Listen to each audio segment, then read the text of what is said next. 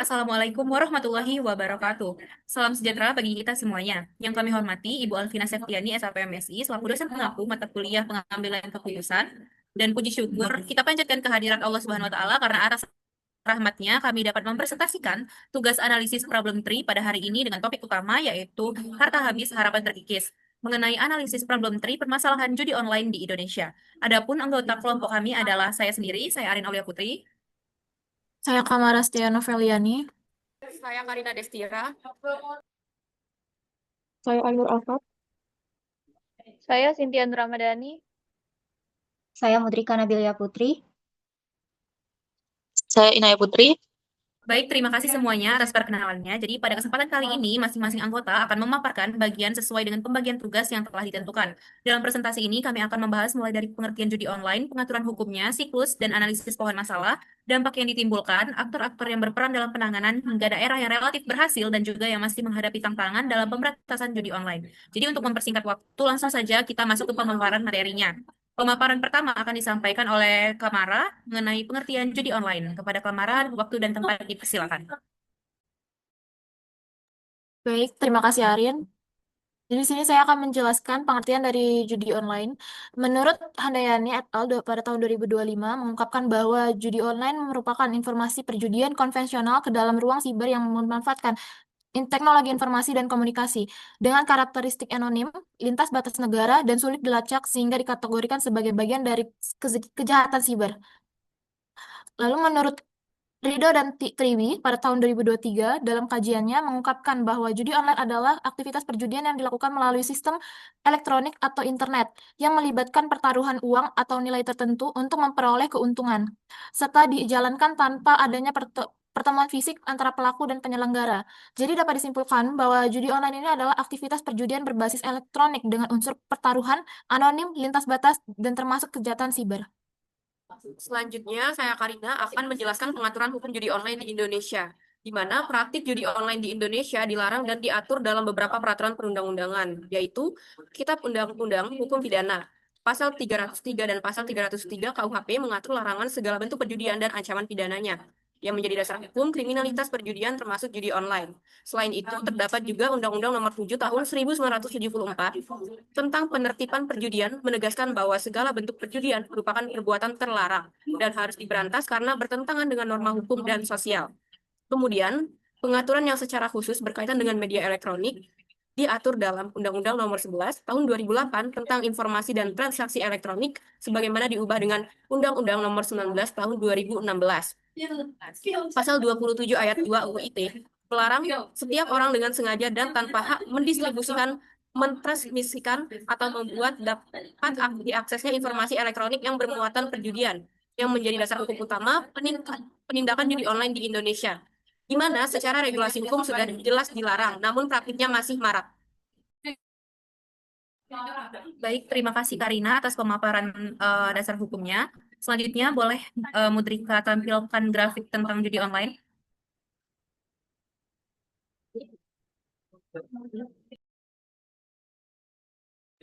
Baik, terima kasih Mudrika. Jadi, berdasarkan grafik perputaran uang pada bisnis judi online yang kami tampilkan ini, terlihat bahwa nilai transaksi judi online di Indonesia menunjukkan angka yang sangat besar dan cenderung meningkat dari waktu ke waktu. Grafik tersebut menggambarkan bahwa perputaran uang judi online mencapai triliunan rupiah yang menunjukkan bahwa aktivitas ini bukan lagi skala kecil, tapi sudah menjadi industri ilegal dengan nilai ekonomi yang sangat tinggi. Lalu terjadi peningkatan signifikan setiap tahunnya, yang menandakan bahwa meskipun sudah ada regulasi dan pemblokiran situs, praktik judi online masih terus berkembang.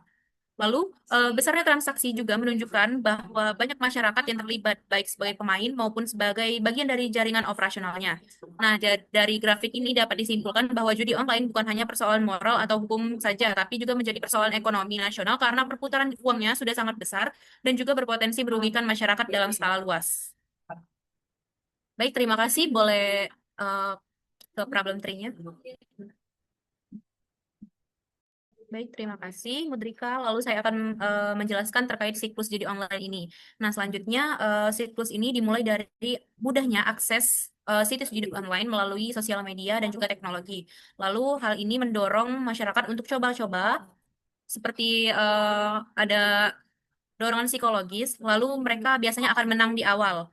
Nah, setelah menang di awal, mereka akan melakukan judi online itu lagi, dan biasanya itu kalah. Habis mereka kalah, itu mereka akan ingin menutup kerugian dan terus bermain hingga kecanduan dan mengalami kerugian finansial yang lebih besar dan juga tekanan psikologis. Siklus ini akan terus berulang dan membuat pemain akan sulit berhenti. Selanjutnya mengenai langsung saja masuk ke penjelasan pohon masalah. Jadi pertama dalam pohon masalah ini intinya berada pada batangnya. Jadi batang ini sebagai masalah utama yang kami angkat yaitu maraknya judi online yang merugikan masyarakat dan juga generasi muda. Mudrika tampilkan bagian akarnya.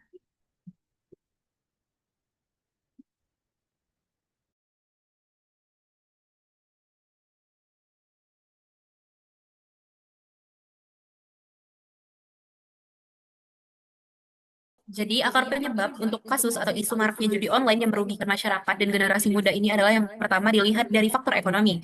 Jadi, tekanan ekonomi seperti sulitnya pekerjaan, kenaikan harga pangan, dan juga rendahnya pendapatan mendorong masyarakat mencari penghasilan secara instan melalui judi online.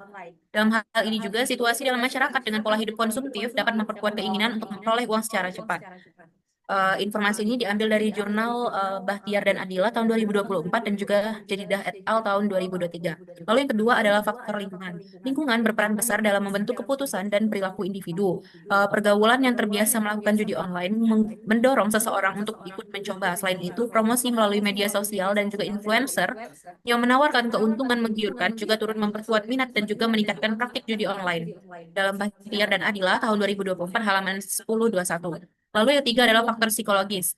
Jadi, judi online ini bersifat adiktif atau menyebabkan kecanduan. Kemenangan di awal akan mendorong pemain untuk terus bermain. Persepsi bahwa adanya peluang untuk menang itu akan membuat pemain sulit berhenti meskipun rugi.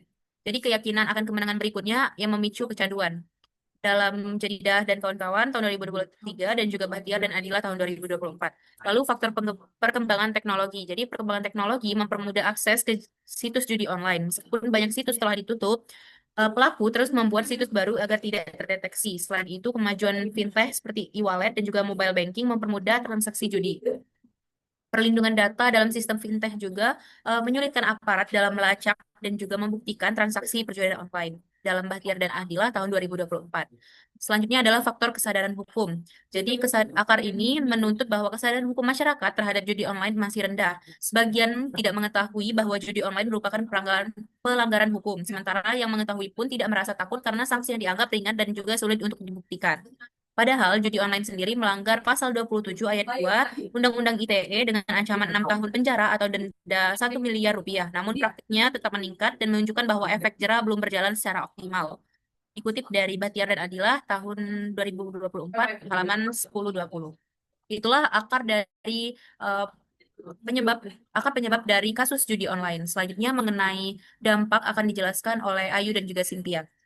Baik, mengenai dampak yang pertama itu ada dampak finansial, di mana judi online ini menyebabkan uang cepat habis, lalu kehilangan pendapatan, dan berakhir terlilit hutang, hingga melakukan penggadaian barang berharga seperti handphone, motor, dan juga perhiasan, menurut Widiantanti dan Tobing tahun 2024. Lalu risiko kerugian sangat tinggi karena tidak ada jaminan kemenangan, sementara pemain cenderung terus bermain untuk menutup kekalahan sebelumnya. Dikutip dari Widiantanti dan Tobing tahun 2024. Lalu yang kedua ada dampak sosial. Dampak sosial dari judi online ini ialah merusak hubungan dengan keluarga dan juga lingkungan sekitar, menurunkan interaksi sosial, serta memunculkan perilaku menyimpang dalam kelompok tertentu. Dikutip dari Widiantanti dan Tobing tahun 2024. Di sini tekanan ekonomi juga berakibat kerugian juga dapat memicu tindakan kriminal serta pencurian dan kekerasan. Yang ketiga, dampak psikis. Individu mengalami stres, kecemasan berat, depresi, serta kesulitan mengontrol emosi akibat kekalahan dan tekanan finansial. Dikutip dari Widiantanti dan Tobing tahun 2024. Tingkat kecanduan yang tinggi berkorelasi dengan meningkatnya tekanan psikologis dan gangguan emosional. Yang keempat, dampak kepribadian. Terjadi perubahan perilaku seperti kecanduan, sering berbohong, mudah marah, berkata kasar, menarik diri dari lingkungan sosial, dan menurunnya rasa percaya diri. Dikutip dari Widiantanti dan Tobing tahun 2024. Dilanjutkan oleh Cynthia. Oke, baik. Selanjutnya saya akan menjelaskan dampak kelima, yaitu dampak kesehatan. Judi online menyebabkan kurangnya tidur, bergadang, kelelahan mata, pusing, serta kebiasaan merokok dan konsumsi alkohol. Dikutip dari Widiantanti dan Tobing pada tahun 2024. Kebutuhan dasar seperti istirahat dan kesehatan fisik maupun mental itu menjadi terabaikan karena judi online ini. Kemudian yang keenam adalah dampak akademik dan produktivitas. Aktivitas berjudi hingga larut malam itu menurunkan konsentrasi, produktivitas, dan performa kerja maupun studi. Dikutip dari Widiantanti dan Tobing pada tahun 2024. Kemudian yang terakhir adalah dampak keagamaan dan moral. Judi online menyebabkan pengabaian kewajiban ibadah dan melemahkan nilai moral karena individu lebih memprioritaskan aktivitas perjudian dibanding kewajiban sosial maupun spiritual. Dikutip dari Widiantanti dan Tobing pada tahun 2024. Baik, terima kasih Ayu dan Cynthia. Selanjutnya kami juga akan memaparkan tabel aktor dalam penanganan judi online. Nah, untuk paparannya akan dilanjutkan oleh Mudrika. Kepada Mudrika dipersilakan. Baik, saya akan menjelaskan mengenai aktor dalam penanganan judi online. Yang pertama itu ada pemerintah atau Kominfo, yaitu melakukan pemblokiran situs judi online dan meningkatkan literasi digital masyarakat untuk mencegah akses judi. Dikutip dari Baktiar dan Adila tahun 2024. Lalu yang kedua itu ada aparat penegak hukum atau Polri atau Kejaksaan, yaitu menindak dan memproses pelaku judi online karena termasuk tindak pidana dan cyber sesuai UU ITE. Dikutip dari Baktiar dan Adila tahun 2024. Lalu yang ketiga itu ada Otoritas Jasa Keuangan atau OJK, yaitu mengawasi layanan keuangan berbasis teknologi yang sering digunakan sebagai sarana transaksi judi online, dikutip dari Baktiar dan Adila tahun 2024. Lalu yang keempat itu ada keluarga, melakukan pengawasan dan kontrol terhadap penggunaan gadget serta perilaku anggota keluarga untuk mencegah kecanduan judi. Dikutip dari Widiantanti dan Tobing tahun 2024. Yang kelima itu ada lembaga pendidikan, yaitu memberikan edukasi, literasi digital, dan pencegahan dampak sosial serta akademik akibat judi online. Dikutip dari Widiantanti dan Tobing tahun 2024.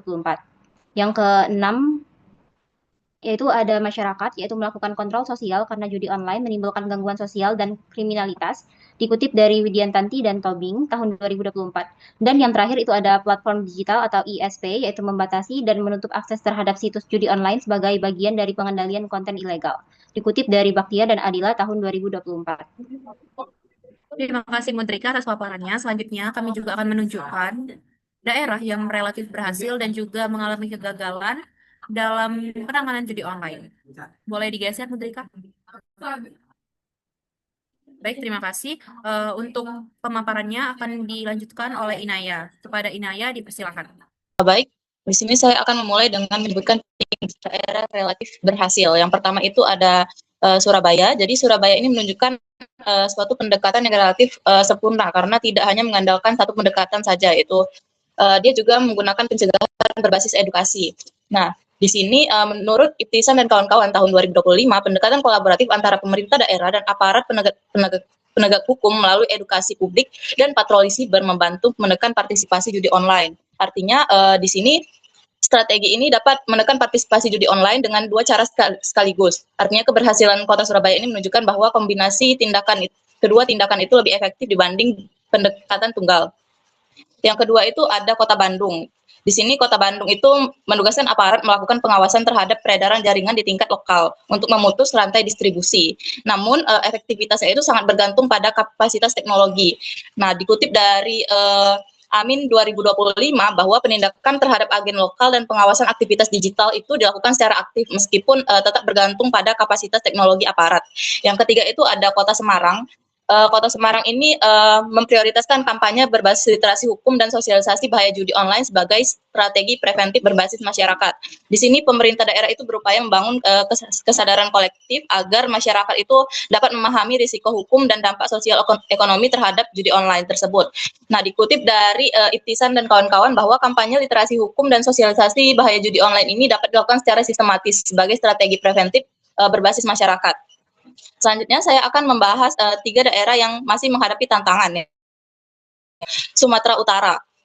Di Sumatera Utara, jaringan online yang terorganisir itu masih cukup kuat dan sistematis, sehingga pemutusan aliran dana itu belum optimal, dan aktivitas itu tetap berlangsung meskipun ada penindakan khusus. Dikutip dari Ujung 2025 bahwa jaringan terorganisir itu masih sangat kuat, sehingga diperlukan strategi perampasan aset yang lebih tegas. Nah, menurut Amin 2025, keterbatasan koordinasi dan teknologi itu juga masih menjadi hambatan utama. Yang kedua itu ada daerah Kalimantan Barat. Sebagai Kalimantan Barat ini adalah wilayah perbatasan, sehingga memiliki tantangan geografis yang cukup kompleks. Di sini tantangan utama itu adalah akses lintas negara, sehingga mempermudah jaringan internasional itu beroperasi secara sehingga penanganan di tingkat lokal itu menjadi kurang efektif. Di 2025 bahwa wilayah perbatasan itu mempermudah akses jaringan lintas negara sehingga penanganan lokal itu kurang efektif. Serta tantangannya itu terdapat pada rendahnya literasi hukum masyarakat yang turut memperburuk kondisi menurut Iptisan dan kawan-kawan pada tahun 2025. Yang ketiga itu ada wilayah Sulawesi Selatan.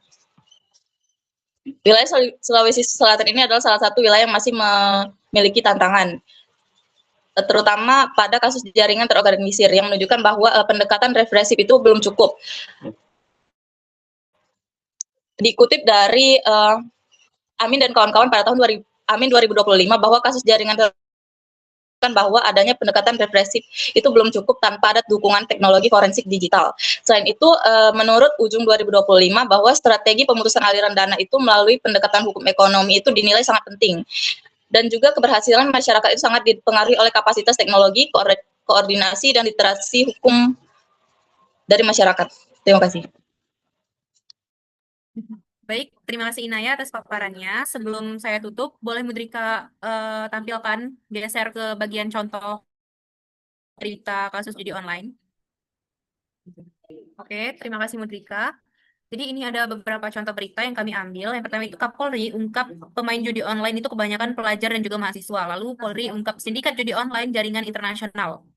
Lalu Polres Aceh itu menangkap 2 mahasiswa pelaku judi daring. Jadi intinya judi online ini sangat masif sekali dan skalanya itu sudah nasional bahkan sudah internasional, multinasional. Jadi penanganan judi online itu harus dilakukan secara komprehensif dan juga berkelanjutan agar situs-situs yang menjadi tempat judi online ini juga bisa dimusnahkan secara langsung dan juga secara permanen. Demikian pemaparan dari kelompok kami mengenai permasalahan judi online di Indonesia. Jadi dapat disimpulkan bahwa judi online merupakan masalah serius dan yang berdampak luas secara ekonomi, sosial, psikologis, moral, dan juga akademik. Jadi sebagai penegasan, kami mengangkat moto keberhasilan sejati lahir dari kerja keras dan juga konsistensi, bukan dari keberuntungan yang menipu seperti judi. Jadi moto ini menjadi pengingat bahwa kesuksesan tidak diraih secara instan, melainkan melalui proses yang jujur dan penuh tanggung jawab. Kami menyadari masih terdapat kekurangan dalam penyampaian kami. Oleh karena itu, kami sangat mengharapkan kritik dan saran dari Ibu Alvina Septiani, SPMSI, dan teman-teman yang menonton video ini. Terima kasih teman-teman atas perhatiannya. Kami berikan salam penutup. Wassalamualaikum warahmatullahi wabarakatuh.